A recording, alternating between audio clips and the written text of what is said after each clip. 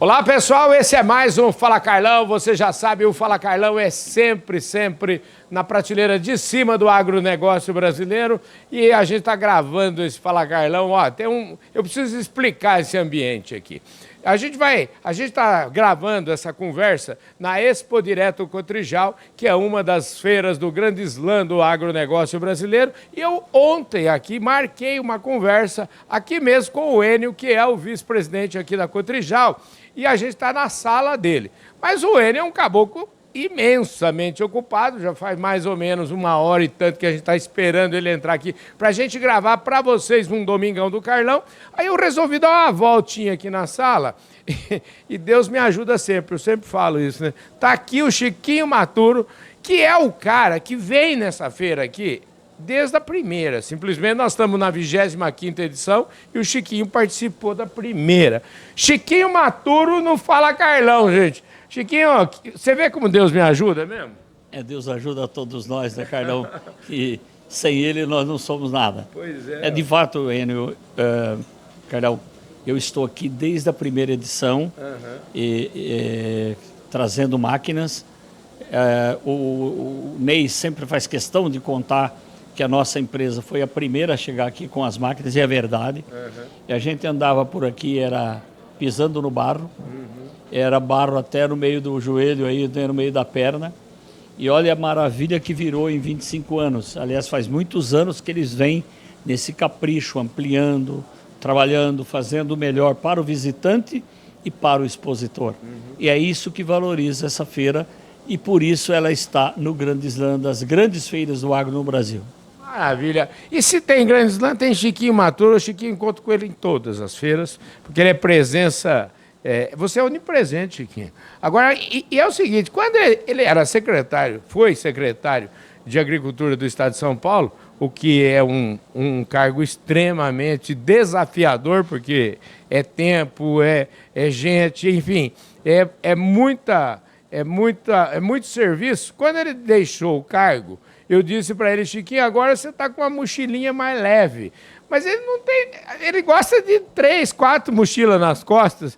O Chiquinho hoje é presidente executivo da rede ILPF, é presidente do conselho da Fundepag e é presidente da Lide Agronegócio. É isso? Você não errei nada? É isso? É isso, e tem mais algumas coisas, Carlão, mas isso aí já é peso suficiente. São mochilas suficientemente pesadas e que eu tento trabalhar com o maior zelo por todas elas. Porque elas não são conflitantes, são complementares. Eu acho importante estar ligado à pesquisa através da Fundepag, no Lide Agronegócios, que a gente trata de temas absolutamente importantes, tanto no Brasil como no mundo.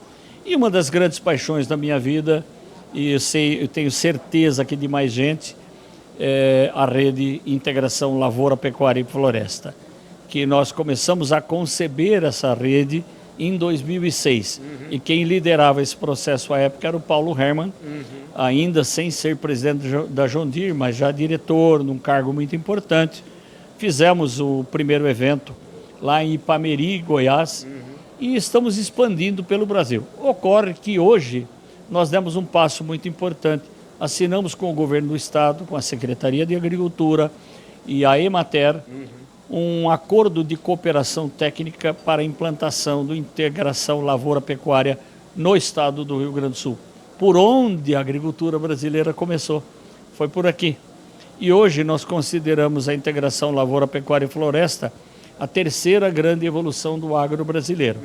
Começamos com o plantio direto, primeira grande evolução, que nós fazíamos agricultura como nossos antepassados aprenderam nos seus países de origem.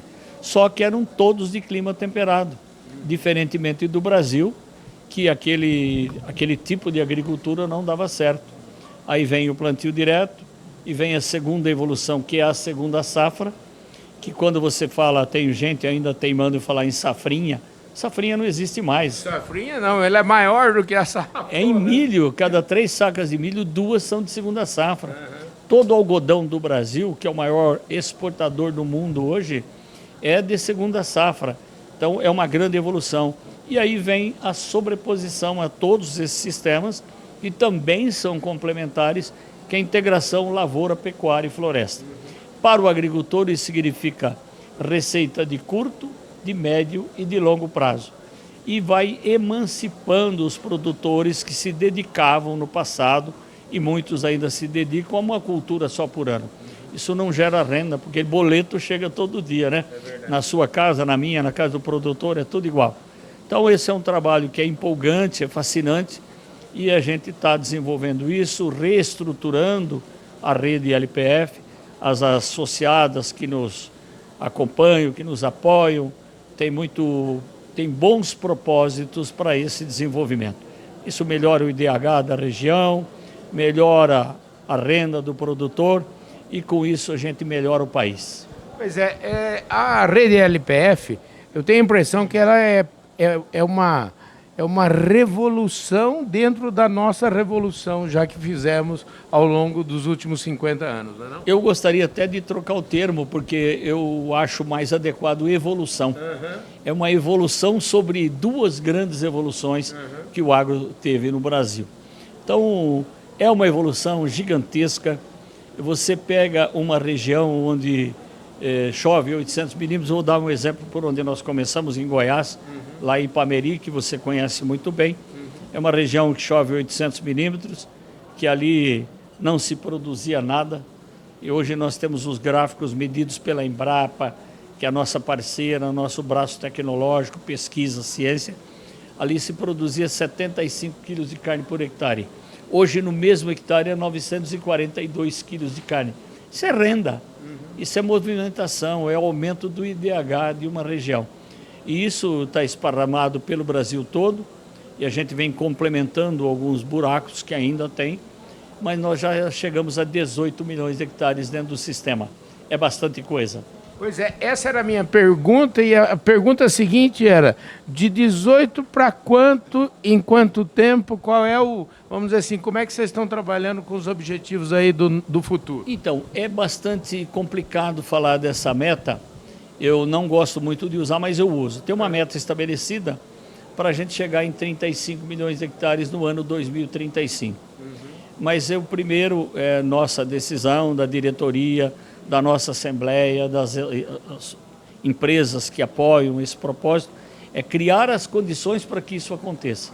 E esse é o trabalho que nós estamos fazendo, criando condições para que isso aconteça.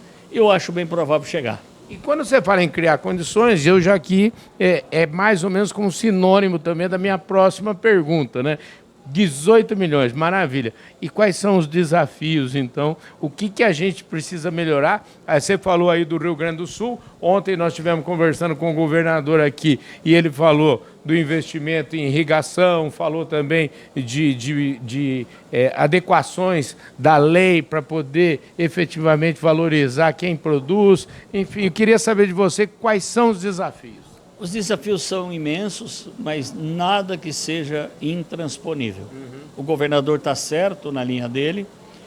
O propósito desse acordo de cooperação técnica que nós assinamos hoje, está tudo formalizado, tudo certo, é justamente isso, aumentar os braços da rede através da extensão rural. Que aqui nós temos Secretaria de Desenvolvimento Rural, nós temos a Emater, a Secretaria de Agricultura com os seus técnicos, seus engenheiros agrônomos, seus médicos veterinários, todos aumentam os braços. O trabalho da rede é trazer o conhecimento, trazer os técnicos da Embrapa, os técnicos da Secretaria de Agricultura de São Paulo, que já estão há mais tempo trabalhando nisso, já caíram em buraco, já aprenderam alguma coisa, já erraram, mas agora busca o acerto, trazer essa experiência para encurtar essas distâncias, esse tempo de carência do aprendizado. Então, estamos caminhando bem, esse é um desafio, mas é um desafio bom. Quando a extensão tem o entendimento correto, a integração lavoura-pecuária caminha muito rápido. Eu gosto muito dessa palavra rede, a rede LPF. A rede hoje, ela é composta de quantas empresas, como são os apoiadores? É possível, o caboclo que está assistindo a gente aqui, um presidente de uma companhia que gostou dessa ideia, mas não está na rede, é possível ele entrar? Como é que faz? Então, tem critérios, tem regras, Isso não pode ser visto como um patrocínio, tem que ser visto como um propósito, Claro, claro. porque isso aqui é proteção ambiental, é sequestro de carbono, é preservação das matas ciliares. Então, tudo é combinado. Então, a gente chama o nosso produtor de integração lavoura, pecuária e floresta como o agroambientalista. Tá certo? Se nós temos no Brasil 150, 160 milhões de hectares de pastagem, 90 milhões de hectares têm algum grau de degradação. E é sobre essas terras que caminha a integração lavoura-pecuária, sobre essas pastagens. Mas por que isso? Porque a gente não quer derrubar nenhuma árvore e não precisa. Até porque é muito caro derrubar uma árvore, sistematização solo é muito caro, não precisa. Deixa a mata aí, deixa os bichinhos viver ali e a gente vai cuidar do solo que um dia foi maltratado, ou pela natureza, ou pelas práticas ruins que a agricultura fazia e a pastagem fazia. Então as nossas associadas são assim, vamos tentar me lembrar de todas, né? São 9. Nós temos a Embrapa, que é o nosso braço científico, tecnológico, pesquisa, ciência, tudo aí. Nós temos o Bradesco, nós temos a Singenta, nós temos a Soesp, nós temos a Timac Agro, nós temos a Suzano Papel e Celulose, temos a Minerva Foods, a Cocamar, que é uma cooperativa gigantesca do Paraná. E eu acho que são essas, se eu não me esqueci de nenhuma, eu penso que me lembrei de todas. E a gente está aberto para trazer empresas para apoiar, desde que comunguem dos mesmos propósitos. Perfeito. Não pode ser olhado de curto prazo, porque nosso desenvolvimento é médio e longo prazo. E eu espero que a rede possa estar forte e segura daqui a 10 anos, daqui a 20 anos, daqui a 50. Eu não sei se os outros vão viver, mas nós vamos viver para ver, né, Carlão? Com certeza absoluta. Eu estou falando aqui, até 110 eu garanto. Depois chegando lá, depois a gente vê o que faz, né, Chiquinho? A gente vai tomando um vinho, vai tomando alguma coisa por aí, e nós estamos vivendo e vivendo bem, né, Carlão? Isso que é importante. Chiquinho, o nosso propósito aqui hoje foi extremamente bem sucedido, falamos bastante de LPF. Queria só dar uma curiosidade minha e queria saber de você como é que... Eu acho que isso é importante. Você é um cara, digamos assim, para usar uma palavra mais da moda, holístico. Você enxerga as coisas de vários pontos de vista, né? Esse assunto do ELPF é um assunto tão importante, tão relevante em que pese você falar 35, mas nós estamos falando de mão na massa, nós estamos falando agora, né? Em que medida que a sua atuação, por exemplo, como conselheiro do Fundepag, de pesquisa, ou lá no LIDE, em que medida que essas atividades, elas te ajudam e te impulsionam a sempre estar ali com a mão na massa, e mais do que isso, né? Tá sempre de olho na inovação, naquilo que vai acontecer amanhã. Carol, o que me impulsiona mesmo é motivação por nós sermos a melhor agricultura do planeta. Eu não tenho nenhuma dúvida em dizer isso, porque nós aqui, com um clima tropical que o brasileiro aprendeu, os nossos institutos de pesquisas públicos e privados, entre eles a Embrapa, que é muito jovem, a Embrapa tem 51 anos, né? Nos ajudam o produtor. E nós conseguimos, num país de clima tropical, de solos predominantemente pobres, fazer a melhor produtividade e a melhor produção do mundo. Então, isso não é um nível de arrogância, é um nível da realidade que nós estamos vivendo. Nós temos que pensar também em algumas coisas mais modernas em termos de políticas públicas. Nós temos um plano safra, que ele começa dia 1º de julho e vai até 30 de junho do ano subsequente. Era um manual do crédito rural perfeito para a época que ele foi concebido em 1965. Então é um plano safra que já não atende à produção nacional. Porque como ele era desenhado para vigorar a partir de julho, nós só fazíamos a safra de verão, que era assim, chamada safra de verão. Você tomava as decisões de compra em julho, agosto, setembro, para começar a plantar no início das chuvas de cada região. Hoje nós plantamos de tudo, no país todo, o ano todo.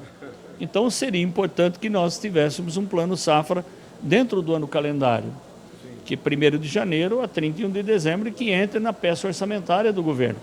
Porque todo ano é aquela luta para que o governo busque recursos em um ministério, outro ministério, para poder compor a subvenção de um plano safra, que é absolutamente importante para o país. Então, esse é o meu novo desafio, o novo desafio de muita gente que comunga dos mesmos ideais, em levar ao Congresso Nacional propostas como essa para políticas públicas adequadas ao tempo atual.